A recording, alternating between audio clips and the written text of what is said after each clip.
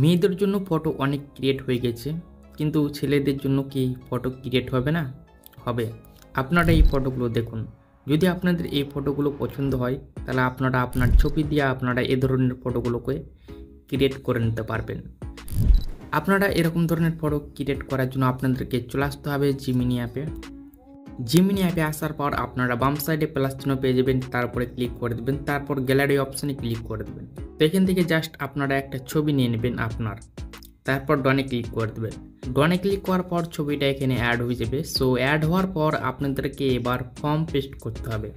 তো আমি যে ফর্মটি পেস্ট করব আপনারা ঠিক সেমভাবে ফর্মটিকে পেস্ট করে দেবেন। তারপরে আপনারা সেন্ড বাটনে ক্লিক করে দেবেন। তারপর আপনারা কিছু সেকেন্ড আপনারা অপেক্ষা করবেন।